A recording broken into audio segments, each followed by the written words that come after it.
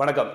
இப்ப பார்த்தீங்கன்னு சொன்னா, இப்ப நாங்கள் கடந்த காலத்துல ஒவ்வொரு வீடியோவும் பார்த்திருப்பீங்க பிக்மி பேக்ரவுண்டுக்குள்ள நின்று நான் கதைச்சிருக்கிறேன். ஸோ இப்ப இந்த நேரத்துல இந்த பெட்ரோல் தட்டுப்பாடு நிலவி கொண்டிருக்கிற இந்த காலப்பகுதியில உங்களுக்கு ஒரு சின்ன ஒரு அட்வைஸோட நீங்கள் பெட்ரோல் பைக்ல இருந்து எலக்ட்ரிக்கல் பைக்குக்கு போறதுன்னு சொன்னா எந்த பைக் இப்ப பெஸ்ட் ஆப்ஷனா இருக்குது, அவங்களோட அடிஷனல் ஃபீச்சர்ஸ் என்ன இருக்குது. அதாவது இப்ப பாத்தீங்கன்னா பிக்மி டிரைவர்ஸா இருக்கட்டும், ஊபர் டிரைவர்ஸா இருக்கட்டும், எல்லாருமே அதிகமா பயணிச்சு கொண்டிருப்பாங்க. ஒவ்வொரு இடத்துல இருந்து இன்னொரு இடத்துக்கு பயணிச்சு கொண்டிருப்பாங்க. பட் அந்த நேரத்துல இந்த மாதிரி பெட்ரோல் பிரச்சனை அல்லது வந்ததுன்னு சொன்னா, ஒரு நேரத்துல பாத்தீங்கன்னு சொன்னா அவங்களால அதுக்கு ஈடு கொடுத்து கொள்ள இயலாது, வேலை செய்யறதா லைன்ல நிக்கிறதான்னு சொல்லி ஒரு பிரச்சனை இருக்கு.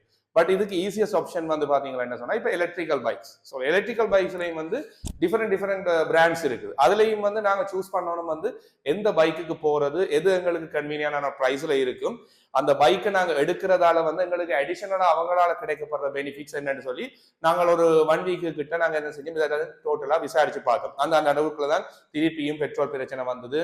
அரபு நாடுகள்ல இப்ப குண்டு தாக்குதல் நடந்து கொண்டிருக்கிறதுனால, ஸோ எங்கட ஆக்கள் ஒன்று பயத்திலேயே இன்னும் சரியில்லை, பெட்ரோலை பதுக்குற நிலைமையில போய் கொண்டிருக்கிறதுனால, ஸோ நாங்க யோசிச்சோம் ஒரு பைக் சொன்னா என்னத்தை நாங்க ஆப்ஷன் பண்ணுவோம்னு பார்த்தா, இன்றைக்கு நாங்கள் புங்கங்குளம் ரோட்ல, அதாவது யாழ்ப்பாணம் A9 ரோடு கூட வரைகளை புங்கங்குளம் சந்தியில இருந்து நீங்கள் புங்கங்குளம் போயிறது நிலையத்துக்கு செல்லும் வழியில ஜே ஹோட்டலுக்கு எதிர்ப்புறத்தில் அமைந்திருக்கக்கூடிய ஏத்தர் காட்சியகத்துக்கு காட்சியகத்துக்கு வந்துட்டு அவங்ககிட்ட கேட்டிருந்தோம் அவங்களோட ஃபீச்சர்ஸ். ஸோ நாங்க அதை உங்களுக்கு வெளிப்படுத்துவோம். என்னன்னு சொன்னா, பிக்மி, ஊபர் இந்த மாதிரி 2 சர்வீஸிலும் ஓடக்கூடிய டிரைவர்ஸ் நீங்க ஏத்தர் பைக்குக்கு போறது உங்களுக்கு ஒரு பெஸ்ட் ஆப்ஷன் இருக்கு. ஸோ நாங்கள் அந்த நிறுவனத்தில் இருக்கக்கூடிய அவர் தலைமை செயல் அவர்கிட்ட நாங்கள் கேட்டு பார்ப்போம் இந்த பைக்கிட என்னென்ன பெனிஃபிட்ஸ் சொல்லி. வணக்கம். வணக்கம். ஸோ நீங்கள் சொல்லுங்க இந்த பைக் ஒரு ஊபரோ பிக்மியோட டிரைவர்ஸ் எடுக்கிறோம்னா அவருக்கு இப்ப நார்மலா எங்களுக்கு பிரச்சனை ஒன்று பெட்ரோல். ஸோ இதுக்கு பெட்ரோல் அடிக்க இல்லைன்னு எங்களுக்கு தெரியும். ஸோ சார்ஜ் நார்மலா ஒரு சார்ஜ் எவ்வளவு நேரம் சார்ஜ் பண்ணுவோம்? இப்போ எங்களை ஏத்தர் கிரிட் ஒன்று சார்ஜிங் ஸ்டேஷன் ஒன்று ஃபாஸ்ட் சார்ஜிங் ஒன்று முன்னுக்கு ஒன்று இருக்குது. அதில் நீங்கள் போட்டிங்க என்றால் 20% 80% உங்களுக்கு 30 மினிட்ஸ்லேருந்து 35 மினிட்ஸில் உங்களுக்கு சார்ஜ் ஏறும். இதே பைக்கில் நாங்கள் ஒரு ஹிட் ஒன்று கொடுப்போம். அந்த ஹிட்டில் நீங்கள் பண்ணீங்கன்னா 4 ஹவர்ஸ் இல்லை 4.5 ஹவர்ஸ் எடுக்கும் இது. பட் இதில் 3 வேரியன்ட் இருக்குது. ஒன்று ரிஸ்டாண்ட் ஒரு வேரியன்ட் ஒன்று இருக்குது. அதில் 450Xல எல்ஆர் ஒன்று இருக்குது, ஹெச்ஆர் ஒன்று இருக்குது. ஹை ரேஞ்ச் லோ ரேஞ்ச் என்று 2 சிஸ்டம் ஒன்று இருக்குது. அந்த லோ ரேஞ்ச் பார்த்தீங்கன்னா 8 லட்சம் ரூபா பெறுமதியோட இருக்குது.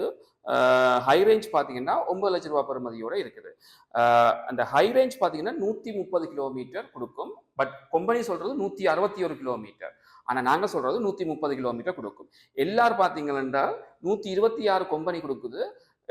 நாங்கள் சொல்றது 100லேருந்து 105 கிலோமீட்டர். அதே மாதிரி பேசிக் ஒன்று ரிஸ்டாண்ட் ஒன்று இருக்குது, அது 100 கிலோமீட்டர் கொடுக்கும். பட் அதுக்கு டச் ஸ்கிரீன், கூகுள் மேப் அந்த விஷயங்கள் ஃபீச்சர்ஸ் ஒன்றும் அதில் இல்லை. நார்மலாக ஒரு பேசிக்காக ஒரு ஸ்கூட்டர் எப்படி இருக்குமோ அதே மாதிரி அந்த ஸ்கூட்டர் அதில் இருக்கும். அது விலை குறைவு. 6,99,900 ரூபா அந்த பைக்கின் விலை. 10,000 ரூபா நீங்கள் ஆர்எம்டி ஃபீஸ் நீங்கள் தருவோம்.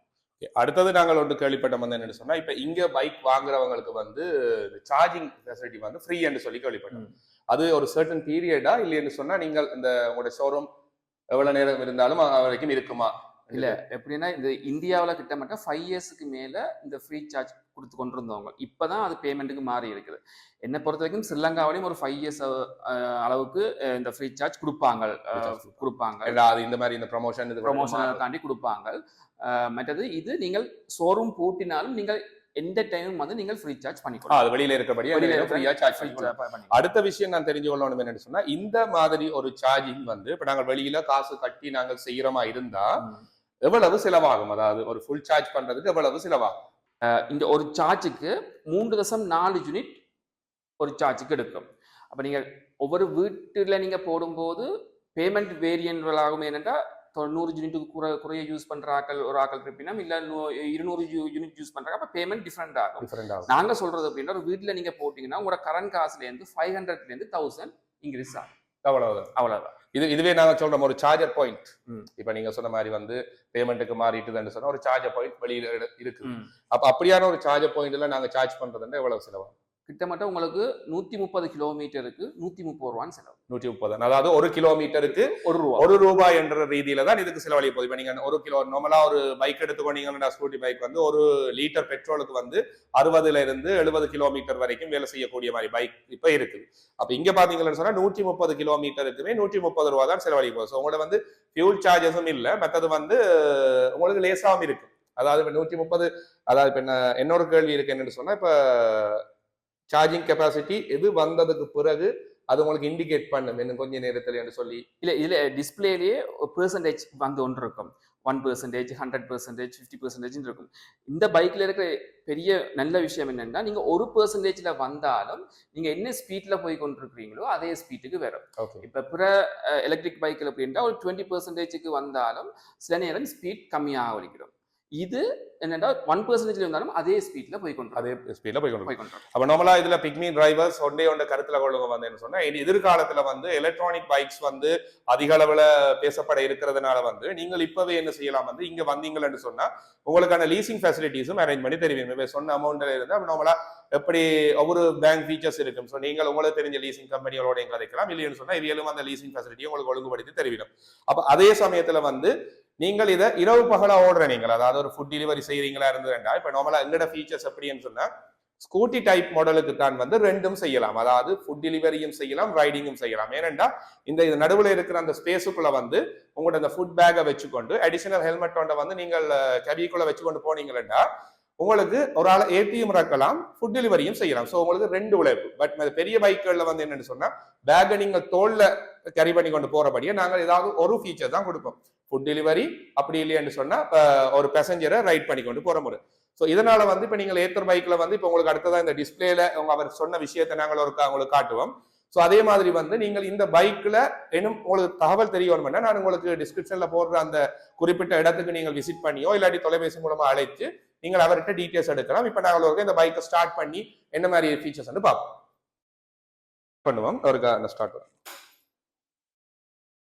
ஸோ ஸ்டார்ட் பண்ணின உடனே உங்களுக்கு பார்த்தீங்கன்னு சொன்னால் அந்த முன்னுக்கு இருக்கிற டிஸ்பிளே வந்து காட்டுது. அந்த டிஸ்பிளேல வந்து இப்போ இதில் நாங்கள் முதலாவது பார்ப்போம் வந்து சார்ஜிங் ஆப்ஷன் இதில் காட்டுது. சார்ஜரோட கெப்பாசிட்டி எவ்வளோ காட்டுது. இதில் பார்த்தீங்கன்னா இந்த 29% 23 கிலோமீட்டர் போகலாம் இதில் காமி. அதாவது 29% இருக்குது. இன்னும் 23 கிலோமீட்டர் பயணத்துக்குரிய சார்ஜிங் இதில் இருக்கு. ஆனால் அதுவும் ரைட் ஹேண்ட் ஆப்ஷன் தான் 23 கிலோமீட்டர். இதை நீங்க எக்கோக்கு நீங்க மாத்தினீங்கன்னா 27 கிலோமீட்டர். ஓகே, இதுல வந்து அந்த மூடிங் ஃபெசிலிட்டிஸ் இருக்கு. இதை நீங்க எக்கோக்கு மாற்றும் போது 27 கிலோமீட்டரும், ரைட்டுக்கு மாற்றும் போது 23 கிலோமீட்டரும், ஸ்போர்ட்ஸுக்கு மாற்றும் போது 22 கிலோமீட்டர். இது இப்ப காட்டுறது தற்சமயம் இருக்கிற சார்ஜை வச்சு கொண்டு காமிக்குது. ஓகே, அதாவது இதுல வந்து 3 ஆப்ஷன் இருக்கு. ஒன்று எக்கோ, ஸ்போர்ட்ஸ், ரைட். அதாவது ஸ்போர்ட்ஸ் மாடல் வந்து பாத்தீங்கன்னு சொன்னா நார்மலா ஒரு ஸ்பீடா போறக்கூடிய இது. எக்கோ வந்து நார்மலா உங்களோட எனர்ஜியை சர்வ் பண்ணி கொண்டு மெல்லமா போறது. அதான் நார்மல் ரைடுன்றது வந்து நார்மல் ஸ்பீட். மற்ற இதுல நீங்க பாத்தீங்கன்னா உங்களுக்கு டச் ஸ்கிரீனோட வருது. இதுல நீங்க பாத்தீங்கன்னா செட்டிங்ல போய் நீங்கள் டிஸ்பிளே பிரைட்னஸ் கூட்டி குறைக்கலாம். மற்றது பார்க்கிங் அசிஸ்டன்ட் மற்ற இண்டிகேட்டர் இப்போ நீங்கள் சிக்னலை போட்டு நீங்கள் ஆஃப் பண்ண மறந்தாலும் அது தானாக ஆஃப் ஆகும். நீங்கள் திரும்பினோன்னா ஆஃப் ஆகும். அது நீங்கள் இந்த இண்டிகேட்டர் அந்த இதில் பண்ணலாம். மற்றது ஹைட் ஹோம் லேம்ப்னு ஒன்று இருக்குது. இதை நீங்கள் ஆன் பண்ணி விட்டீங்கன்னா சுவிட்ச் ஆஃப் பண்ணினாலும் ஒரு 25 செகண்ட் லைட் ஒர்க் பண்ணும். கண்ட்ரோல் ஒரு ஆப்ஷன் ஒன்று இருக்குது. இதில் நீங்கள் பார்த்தீங்கன்னா ரோட் என்ற ஒரு ஆப்ஷன் இருக்குது, ட்ரெயின் என்ற ஒன்று இருக்குது. ட்ரெயினில் நீங்கள் விட்டீங்கன்னா ஒரு மலை சதுப்பு நிலங்களில் அது சில்ல எவ்வளவுக்கு கம்ஃபர்டபுளாக கொண்டு போக முடியுமோ அதை கொண்டு போகும். மற்ற ரேலி என்றால் இந்த கிரவல் மண் அப்படியான விஷயங்கள்ல இந்த ரேலியை விட்டு நீங்கள் ஓட்டலாம். இல்லை எனக்கு ஒன்றும் தேவையில்லை அப்படின்னா ஆஃப்லைன் விட்டு நீங்கள் ஓட்டலாம். அதாவது இந்த இது வந்து நார்மலாக வந்து எங்களுக்கு என்னென்னு சொன்னால் சதுப்பு நிலங்கள், அதாவது இப்போ எங்களோட ஒரு வயல்வெளிகளுக்குள்ள இருக்கிற வேல்வேண்டியக்குள்ள வந்து இது பாதுகாப்பான ஒரு விஷயமா இருக்கும். மற்றது இந்த ஃபால்ஸ் சர்ஃப்ன்ற ஒரு விஷயம் இருக்குது. இதில் நீங்கள் 3 பேர்ட்ட நம்பரை கொடுத்து விட்டீங்கன்னா நீங்கள் ஏதாவது சம்திங் விபத்துக்கள் ஆகும்போது 3 பேருக்கும் லொக்கேஷனோட மெசேஜ் போகும். ஓகே, அடுத்து இந்த ஆட்டோ ஹோல்டுன்ற ஒரு விஷயம் இருக்குது. இந்த ஆட்டோ ஹோல்டை போட்டு விட்டீங்கன்னா நீங்க எந்த ஒரு ஏத்தத்திலையும் பிரேக் பிடிக்காமல் தெண்ட பாட்டியை அப்படியே நிற்பாரு. ஓகே, அடுத்தது ஒப்டிமேஷன் சார்ஜ். நீங்க இரவு படுக்கும் போது நீங்க போட்டு படுக்க போறீங்கன்னா இதை போட்டு விட்டீங்கன்னா ஒரு 4 hours ஏற வேண்டிய சார்ஜ் கிட்டத்தட்ட 8 hours அதை ஒப்டிமேஷன் பண்ணி தானே தண்ணி கொள்ளும் மார்னிங் அளவுக்கு. அதாவது இப்ப அந்த ஓவர் சார்ஜ் ஆகி பேட்டரி எரியற நிலைமைகள் எல்லாத்தையும் பாதுகாப்பு கொள்றது. இது பாதுகாப்பு கருவி உண்டு.